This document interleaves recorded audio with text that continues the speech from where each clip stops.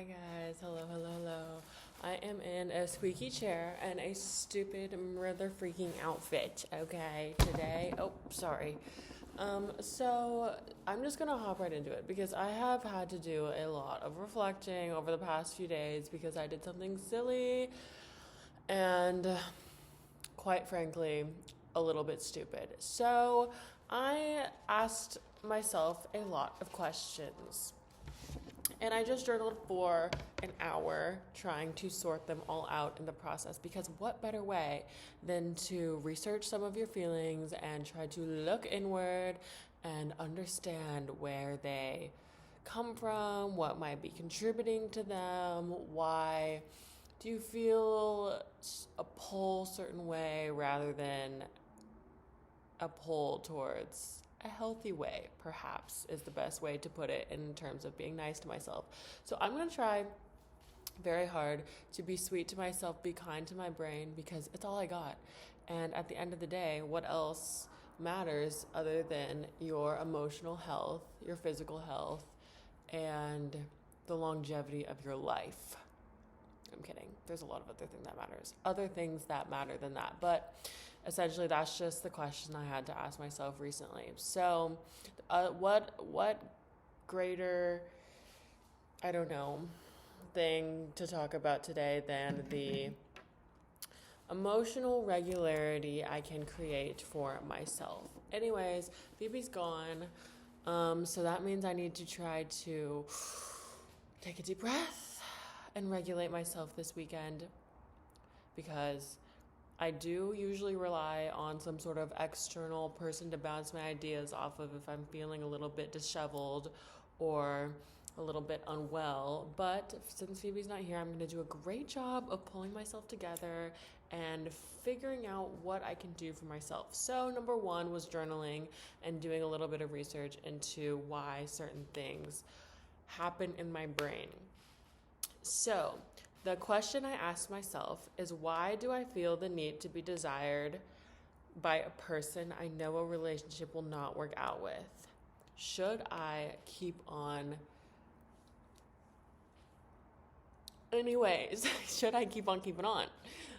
No, the answer is obviously yes. But why do I feel the need to be desired? Because I think I talked about this in another video, and someone else left a comment that was essentially like, of course, it's a human trait, it's a natural kind of feeling, emotion within yourself to desire things. And like Buddhism or Taoism or whatever religion said, desire is the root of all suffering, they were correct. However, I think it is, what is the word I'm looking for? It is unrealistic for me to just kind of like let go of all my desires because I've grown up in such a desire-centric world that I just feel like it is ingrained within my day-to-day life, and it's really hard to escape out of desire under capitalism. So that is a whole nother issue that I will talk about later.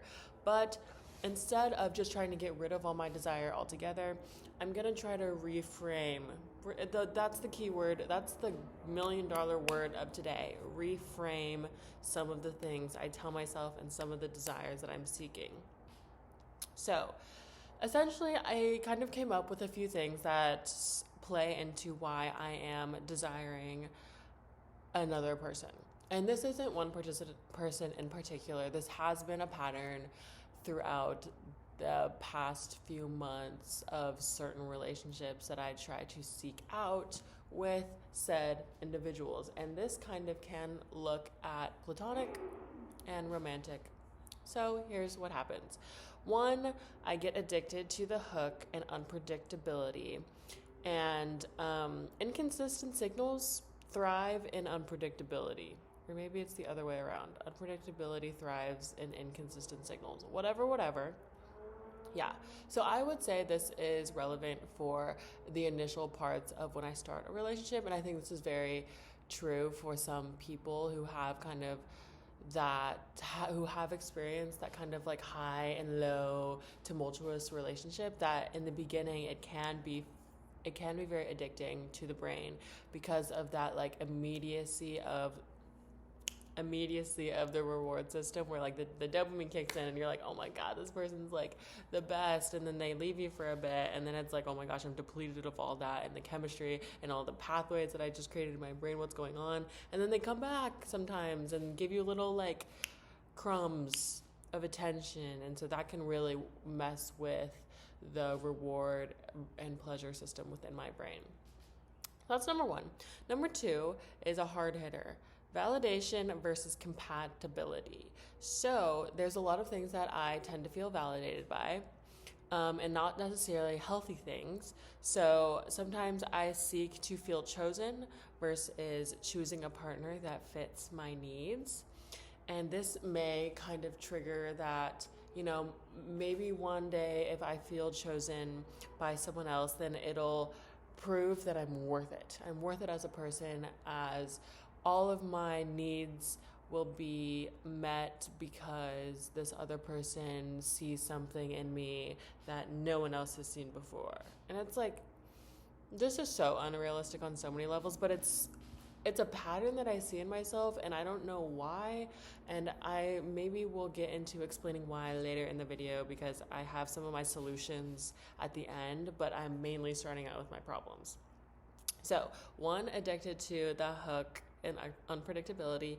Two, the difference between validation and compatibility. So a lot of the time I seek to be externally validated versus understanding, am I actually truly compatible for this person? Does this person meet my needs in the way that I require? Three, emotional safety and unavailable people. I hate to even like try to think about this one just because I think I can like reason my way out of this one pretty logically and pretty quickly compared to the other ones. I don't think like this might make up like 10% of my personality, I don't know, or of my desires, if I had to weight them. Not that they're 10% every day, but in maybe 2 out of the 7 days of the week, I might find it safer to like someone versus finding that a real relationship requires more risk and more intimacy, and that it's scary and that it's daunting, and these different levels of intimacy can only be unlocked through a real relationship, which I don't know if I fully believe that one, but sometimes I do find it safer, and this is kind of like the avoidant brain talking, that it is safer to just kind of like keep people at a distance, keep people out of the same area code or the same zip code as me, because I tend to be choosing people that don't even live within the same state as I do, and it's a 4-hour plane ride away. So it's like, why am I doing that? Why do I find that to be the best choice? Maybe because there's emotional safety in not having someone super close to me where I can form all these deep attachments and then get hurt. I don't know. Maybe I think I felt that way maybe like 4 months ago, and the other pieces of the validation and the addiction of the hook have been more prevalent within my day-to-day life. Whatever. The fourth one is history and chemistry. So I think this one plays a larger part into relationships, not new ones that I seek out particularly because there isn't a history, but there may be some chemistry. I don't know. This plays a large part because it's hard for me to let go of. It's hard for me to let go of certain people. Oh my gosh, why do I keep burping? It's hard for me to let go of specific people once I do have chemistry, once I do have that shared history, because I feel like once they're in your life, that, I don't know, there's no reason for me not to continue this or have some sort of like bad blood. Not that there has to be bad blood all the time, but I just like, I don't see a big reason to cut people out of my life. And that can sometimes come with some negative side effects. Side effects is a good word. Negative side effects. Because then when I keep people in my life for too long, it can sometimes kind of blow back in my face without me realizing it. So that's where I get to be a little bit too selfless, if that's the correct. I don't know. I don't want to say that I'm selfless within relationships because I don't find that to be true at all. But after the dating portion is over, or if there was no relationship and after we stopped talking for a little bit, I find no reason for them to like be cut out of my life forever. And I think sometimes setting that boundary for myself is difficult, but it needs to be done. It needs to be done in the long run. So we're going to go back to my $1 billion word of the day, which is reframing. Why do I want them? That's my original question. And essentially, I want to reframe it into, why do I want someone who doesn't choose me? And I think this is a better question in terms of how I present it to myself, just because sometimes, and maybe like a year ago, I found myself, blaming the other person for X, Y, and Z. Oh, they're emotionally unavailable. Oh, they have all these problems. They're the reason that it's like not gonna work, but I still want them. But now it's more like, I need to reframe my perspective and my worldview into why I don't feel the need to be chosen, or why I feel the need to be chosen. Okay, yep, that's true. Exactly. Thank you. iMovie. So, why do I want someone who doesn't choose me? This is so hard. Okay, so this was what I just kind of talked about. Sorry, I'm going to skip ahead into why. That is the $1 billion question. Okay, what I said is, because I feel that I actually do pick decent partners in the past to date initially. That doesn't speak to how they ended. But recently, I am choosing emotionally/physically unavailable people. So previously, I kind of had some reservations about them, but now I'm questioning myself more and more. True, that's what I just said. I used to blame other people, and now I am blaming myself more so. Whether I am a self-destructive person, ? The tendency to lean, am I a self-destructive person? I would probably say no, but I do have the tendency to lean that way. That's what I was just trying to convey, not through anything syntactically correct. Why do I need to be chosen? That's where we are right now. Why all the kerfluffle? Because I already know a relationship wouldn't work because of X, Y, and Z reasons. So why? Okay, number one. All the other domains of my life are filled with love. So this is kind of a positive way to look at it. It's giving me the mental clarity and the mental niceness to give myself a little bit of grace here. All the other domains of my life are full of love. My work, I love my work. My family, I love my family. Everything's perfect. Everything's amazing. There's nothing wrong. I have an amazing job. I have an amazing family. I have amazing friends. Not to just even like brag about that, but first world problems. Okay. I have amazing domains of life. And the only thing that really is missing is the love piece, or the care and the dedication and intimacy within romantic relationships. So maybe that's a reason why I weigh it so heavily compared to other parts of my life. Who knows? Number two, was I born this way? Is there a genetic, it's like nature versus nurture. What has played into my genetics, or maybe my brain chemistry when I was like 2 years old and not even fully there yet, and maybe something dramatic happened to me where I'm like, oh my gosh, I need all this affection and I need it now. Born a little bit quirky. Maybe I shouldn't write that. I'm born a little bit weird. I'm filled with love and desire, and I need to put it somewhere. I need to give it to someone to feel fulfilled.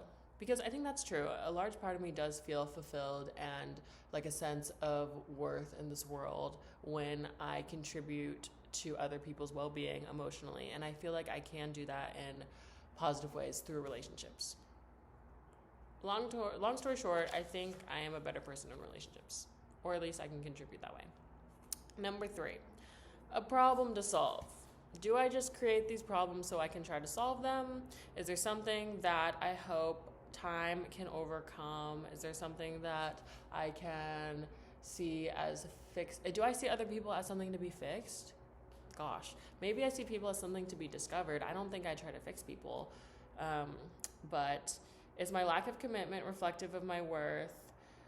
Is this a form of attention, a form of self-harm? Oof, trigger warning for self-harm. So I don't know how heavily I want to dig into this one just because of how sensitive this topic is, but I do think that parts of it are for attention, obviously. I am seeking these people out for attention. That's the whole point of relationships. I want someone to know me. I want someone to understand me to my core, and I want that sort of attention to not only get it for myself, but also to give that attention back to someone else. And I don't think that's evil or selfish. I think that it is a part of the human performance, the human, what am I working for? What word am I looking for? The human condition. It's part of the human condition to want attention from other people. And a great way of getting that attention is through love and desire. But at some point, is it self-harm? Again, I don't want to get into that. So I think all three of those things, the problem to solve, the domains of life being filled with love, am I born this way, nature versus nurture, all those things are contributing to maybe why I feel a certain way about attaining this unattainable love from other people. Conditional validation. What have I gone into after this? Love and approval has to be earned potentially within my friend group. Okay, so there's this thing called conditional validation, blah, blah, blah. You only feel validation and some sort of worth based on how you perform. And this might have been due to how you grew up. Maybe your parents only gave you love when you did something good, when you got good grades, when you performed well in sports. This creates some sort of pathway in your brain to seek out, to know that if you do X, then there will be a result of Y. And if you do Y, there will be a result of Z. So like you have this basic level understanding of how things will happen. And you kind of create that understanding really young, and then you seek that out later in life. So I may be feeling this sort of deprivation and loss of love and loss of self-worth because I am not fixing my own problems. The X is not leading to Y, for example. So maybe that's why I feel a little bit lost and confused, because it's not shit ain't adding up, for real.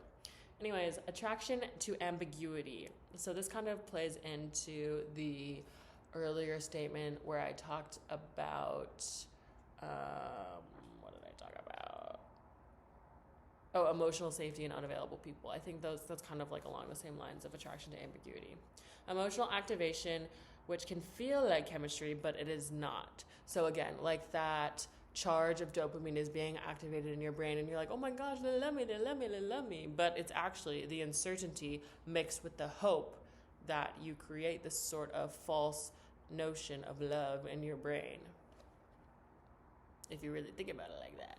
Anyways, I need to remember that uncertainty and hope, when those go together, it can look like false love or false attraction. So we're gonna shift away from this unstable dynamic and move into the problem solving perspective. So the problem solving is, how do I get them to want me? So that is the problem. But we're going to shift that problem into, do they meet my standards for how I want to be loved? Oh my gosh, oh my gosh, oh my gosh, oh my gosh. That's such a hard question to ask myself, because then you get into, what does it mean to love me? What does love look like? And that's a whole nother argument. But maybe love looks like consistency.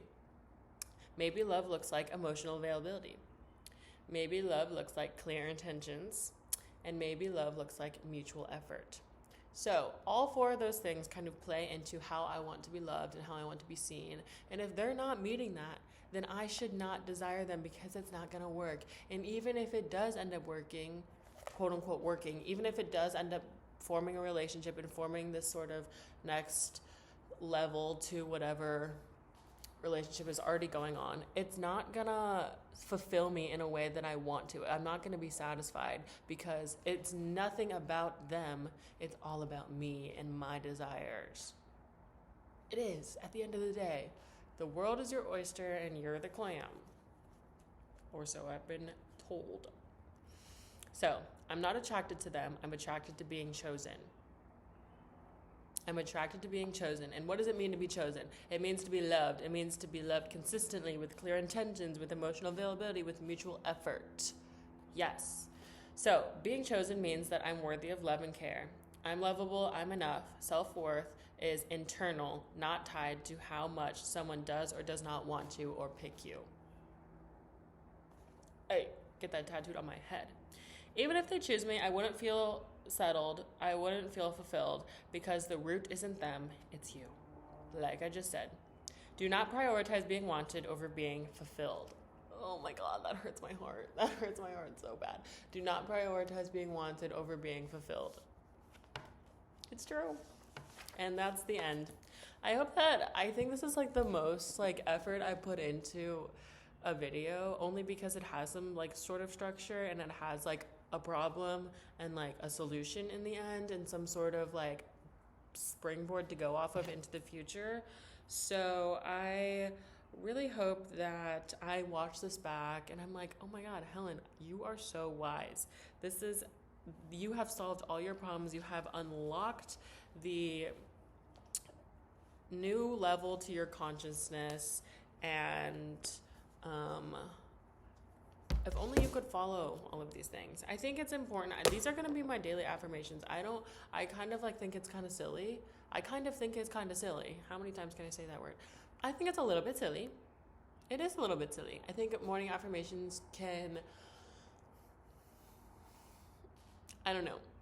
I haven't bought into them. But now that I have some sort of baseline of how I want to be and how I should be treating myself, because I am worthy of love and I am worthy of care and of desire and all of those things that I just said that I cannot remember, the 4 things, what I think love is. I will try to reference this before I make a silly decision. I will look at this and I will remind myself that these are certain things that are non-starters. And this has everything I talked about has everything to do with me. Everything. This has nothing to do with other people. I wish nothing but the best for everyone, truly. And that is because it is their world. This is my oyster. This is my clam. This is my wave to surf on. Let's further the analogy. The world is my oyster and I'm the clam and I'm gonna ride this wave.